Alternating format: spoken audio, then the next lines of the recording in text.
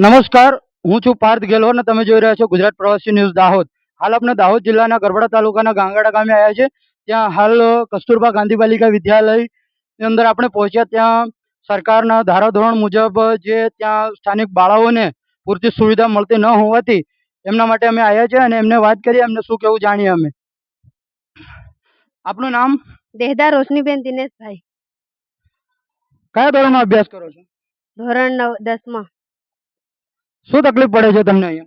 અહીંયા અમને પાણીની તકલીફ પડે છે, મેનુ વાઇઝ જમવાનું નથી મળતું અને શુક્ર અને મંગળવારે જે ફળ ફ્રૂટ મળતું તે નથી મળતું અને જે તે સાંજે અમને વઘારેલી ખીચડી મળતી તે પણ હવે બે જ દિવસે મળે છે અને હવે મળતું બંધ થઈ ગઈ છે અને પાણીની પણ સમસ્યા ઊભી થઈ ગઈ છે અને 200 છોકરીઓ રહે છે અને અમુક જેવી વસ્તુઓ છે કે બૂટ, બેગ, સ્લીપ નિકર જેવું બધું અહીંયા મળે છે તે હજુ આવીને પડ્યું છે અને સ્લીપ નિકર અને બેગ અને ડીશો કાલે અમુક છોકરીઓને આપી છે. સ્લીપ નિકર અને બેગ એ બધાને આપ્યું છે પણ ડીશો અમુક છોકરીઓને આપી છે અને જેવી ડોલ, બૂટ, મોજા એવું નથી આપ્યું અમને. ટબલર. તો આ હતી એક બાળાઓની વેદના અને એમના માટે સમથિંગ આપણે સ્કૂલ ખુલીને 1.5 મહિના જેવું થઈ ગયું છે પણ છતાં પણ આ લોકોને એવું કંઈ આપવામાં આવ્યું નથી. તો ખરેખર સરકારની આ વસ્તુઓ ત્યાં આવે છે કે નથી અને બીજા આવા અનેક કેટલા પ્રશ્ન છે એ આપણે બીજી બાળાઓને પૂછીએ અને એમના થ્રુ જાણીએ. શું નામ આપણું? મારું નામ ગણાવા શિવાનીબેન મેરસનભાઈ છે. હું ધોરણ 9માં અભ્યાસ કરું છું. 200 છોકરીઓ હોવા છતાં બેડ નથી અને ગાદલાની પણ સુવિધા નથી અને 200 છોકરીઓ હોવા છતાં પહેલી બિલ્ડિંગમાં નાવા જવું એ નથી સંભવ. 200 છોકરીઓ હોવા છતાં 5 વાગે ઉઠવાનો બેલ પડે છે અને 6 વાગે તરત કસરતમાં બોલાવે છે. 200 છોકરીઓ કેવી રીતે નાય? રસોઈ કરવાનું, નાહવાનું પાણી ને પીવાનું પાણી એક કુંડીમાંથી યુઝ કરીએ છીએ. એ કેવી રીતે અમે સહન કરી શકીએ? અને છઠ્ઠો મેં ખરા આવ્યો. તમને ચોપડાઓ ને પેન્સિલ, રબર આવું તેવું અનેક સ્ટેશનરીઓ મળે છે? ના, અત્યારે નથી આવ્યું. 1.5 મહિના જેવું થઈ ગયું પણ અત્યારે નથી આવ્યું. એ પહેલા આપી દેવું પડે પણ નથી આપતા બેન. તો તમારે આ બાબતે જ્યાં સ્થાનિક મેડમ છે, વોર્ડન છે, એમને તમે રજૂઆત કરી હતી? કરી હતી, હા.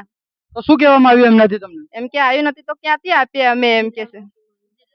જિલ્લામાંથી નિમણૂક થશે તો આપીએ ને, એમ કે અમને લડે છે તો અમે કઈ નથી બોલતા. ફેર તો આ બાબતે તમે બીજું શું કહેશો? આપનું નામ? ભુરિયા અમીષા અમરસિંહ.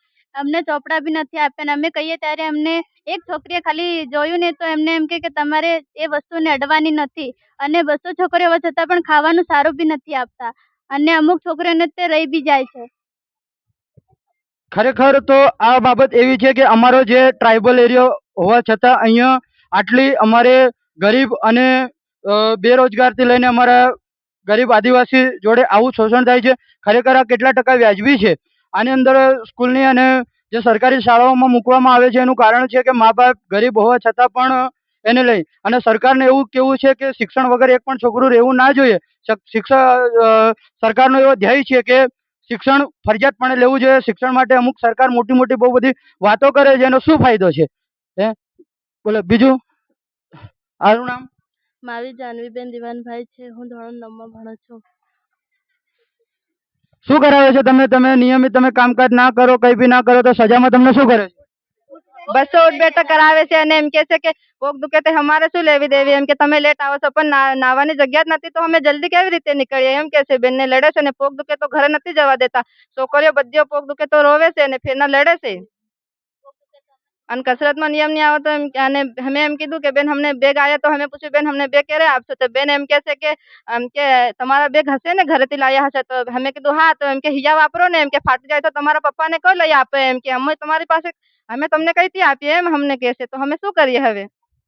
ખરેખર તો બાળાની વેદના જોઈને આપણને બી એક બાબત એવી લાગે છે કે સરકાર શ્રી એવું કહે છે અને જે કસ્તુરબા ગાંધી બાલિકા વિદ્યાલય ગાંગડામાં આવેલી છે પાણીના પ્રશ્ન લઈ અને મેડિકલ વિભાગને બી તે તંત્રને એ કહેવું છે મીડિયાના માધ્યમથી કે પાણી પીવાનું ને વાપરવાનું એક રીતે અવારનવાર બીમારીઓ થાય છે તો એનો જવાબદાર કોણ રહેશે? આપણી જોડે એક આગેવાન છે સ્થાનિક, એમને મળી અને એમનું શું કહેવું જાણીએ. સાહેબ આપનું નામ?